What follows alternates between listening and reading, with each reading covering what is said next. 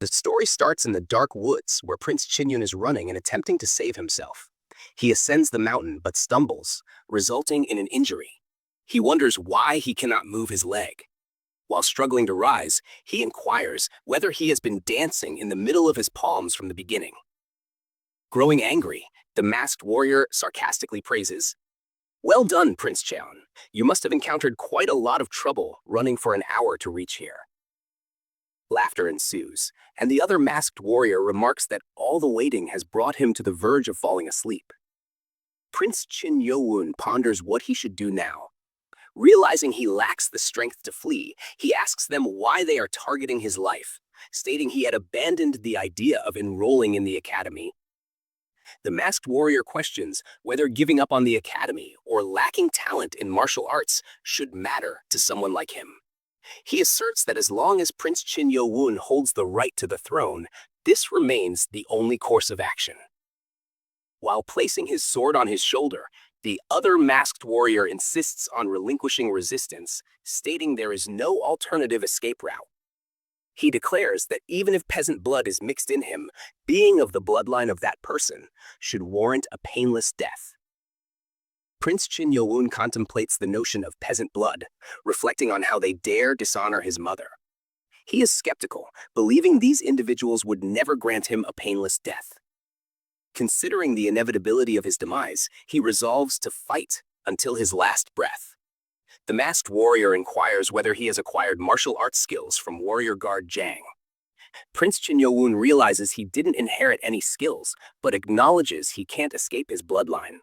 He expresses determination, stating that even without training or skills, he refuses to surrender until the end. Finding the situation exhilarating, the masked warrior commands them to kill him, and they attack. He fights back, attempting to defend himself, but one warrior grabs him by the neck, questioning if this is the end of his resistance. Suddenly, Prince Chin Yo-woon draws his sword, strikes the warrior, kills him, and declares that it serves him right. They are shocked and inquire how a kid who hasn't even mastered martial arts managed to kill one of their members. They wonder if all those random slashes were an act to lower their guard. He thinks he managed to pull off such a shrewd act in a dire situation, and what if he has mastered martial arts? A masked warrior runs to attack, abuses him, kicks him, and throws him away, causing him to bleed.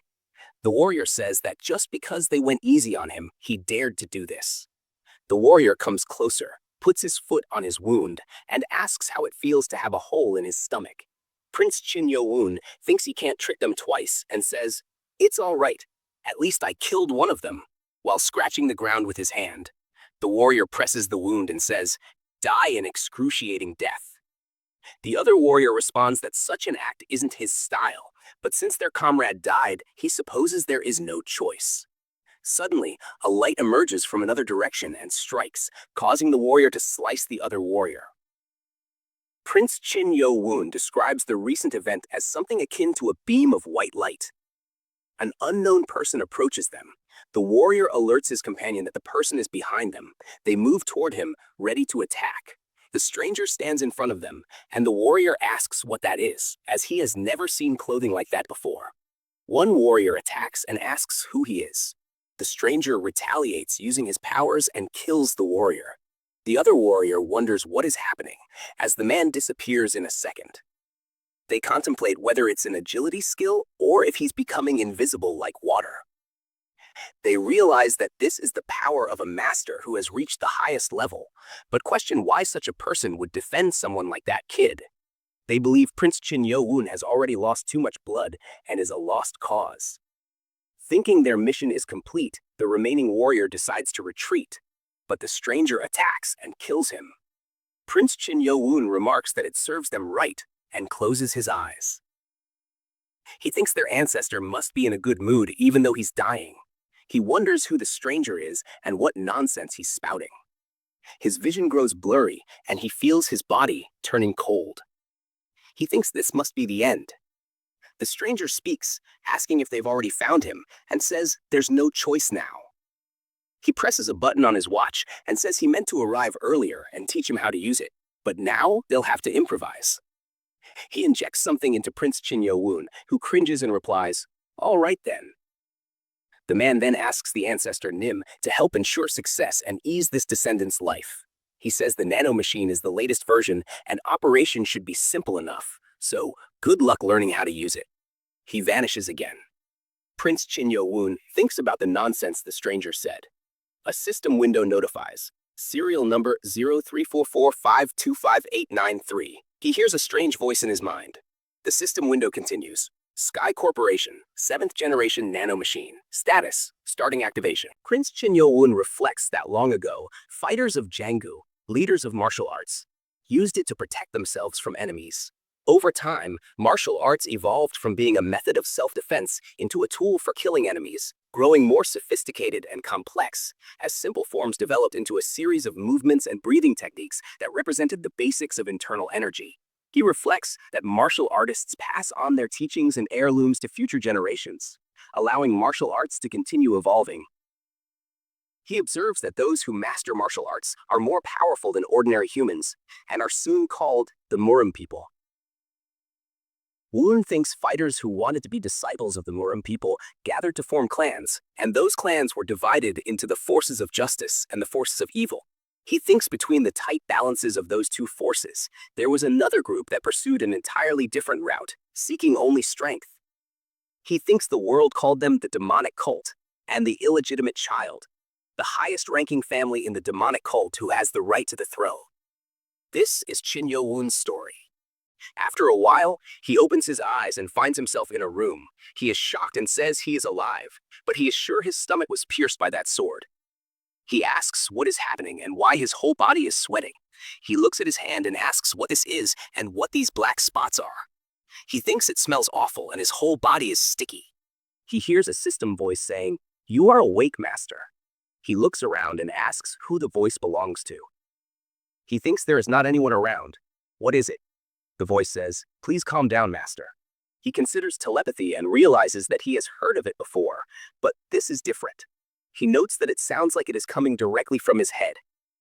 He ponders the sound again, and the voice says he is the right master. He shouts again, asking who it is. The Nano Machine explains that it connects and serves as a core to support the master's brain, and it is Sky Corporation's 7th generation Nano Machine.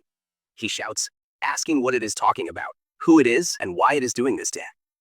The Nano Machine says it is the 7th generation Nano Machine. He inquires about Nano and the evil god. The Nano Machine confirms that it is indeed a Nano Machine. Again, he thinks it is talking about the evil god, the one that the demonic cult worships. He sits on the floor and shouts, declaring that he is really the evil god. After a while, Guard Jang says, "This way to Dr. Beak." "Dr. Beak, it is an assassination attempt." Guard Jang agrees, mentioning that there have been many assassination attempts recently. He says he doesn't think that they would send him directly there. Dr. Beak responds, stating that, of course, it would have to be their first-class Guard Jang, and it is the only thing they could have done. He says it is a miracle that Prince Chin-Yo-woon could make it out alive. Guard Jang adds that he thinks someone helped Prince Chin-Yo-woon, but he can't tell who it was. Dr. Beak asks if he can't guess to some extent based on the markings. He agrees with him. He thinks that the scene he saw yesterday was terrible. On the cold ground, without their upper bodies, were the corpses of men from the demonic cult. He thinks among them is one who still has his upper body intact, but the dagger that he gives to Prince Chin-Yo-woon is stuck in his head. He then hears someone's breathing, and in a place not too far away, through the pools of blood, he can recognize right away that it is Prince Chin-Yo-woon. Dr. Beak says, but he has no wound on his body. Guard Jang agrees and states that Prince Chin-Yo-woon's breathing is like he is sound asleep and his clothes are clearly torn by a sword, but Prince Chin-Yo-woon's body is clean of any marks. Dr. Beak asks, who could have helped him? There's no way the cult leader would involve himself in a fight like this. He appears confused. Dr. Beak laughs and says, this is getting interesting. Quickly leading him to Prince Chin-Yo-woon's room, Prince Chin-Yo-woon asks if he is the one who saved his life. The Nano Machine responds that if he is talking about the one who saved him from the enemies that are after him, then no. The Nano Machine clarifies that if he is referring to putting the Master's dying body into self-healing mode, then yes. He asks what is meant by self-healing mode. The Nano Machine explains that it involves sending basic information to the Master's brain. He asks what is with the Master. The nanomachine responds that it is searching for the right words for this era and culture. The nanomachine reassures him that it's not the evil god that he speaks of. He thinks that its tone has changed and asks if it is not the evil god. Then, who is it? The nanomachine says it's trying to send him the basic information and manual about it to his brain and asks him to accept. He agrees with the nanomachine. Prince Chin-Yo-woon starts vomiting, and the nanomachine says this is a natural reaction when he first receives the information in his brain and that he will not feel dizzy or nauseous starting the second time. Prince Chin-Yo-woon cries and, feeling dizzy, asks what is happening to him. He inquires about the nanomachine and asks if it is true that thousands of machines are now embedded in his body. The nanomachine agrees with him and tells him that's correct, and specifically 482,040,000 nanomachines have been placed in his body. Prince Chin-Yo-woon thinks, "What is this?" and says it is not human or a god. He asks if he wants them to get out of his body. The nanomachine says that, as he sees the information that was set, it is programmed to only be extracted outside the body in case he dies. He thinks his so-called half-brothers are very desperate to kill him, who doesn't even have any strength, and now there is a fully unidentified nanomachine in his body. He thinks about why this happened to him and asks, "So then, who put it into my body?" Guard Jong knocks on the door and says Dr. Beak is here. Prince Chin-Yo-woon says to stay quiet. Nanomachine. He thinks they will think he is weird if they see him talking to a voice inside his head. The nanomachine says it can read his thoughts to communicate, and it temporarily goes into silent mode. Prince Chin-Yo-woon whispers that he gets it, so just be quiet now. Guard Jang says the prince seems to be asleep, so they have to stay quiet. Guard Jang asks him, "Prince?" He is awake. It seems his body is awake. He smells something and asks what this smell is. Prince Chin-Yo-woon thinks he has forgotten about that. Dr. Beak says, "Prince Chin-Yo-woon, we have met before." He agrees and asks how he could forget the doctor who came to see him when his mother was sick. Dr. Beak states he is going to feel his pulse and gives him his hand. He responds, it's okay to give him his hand.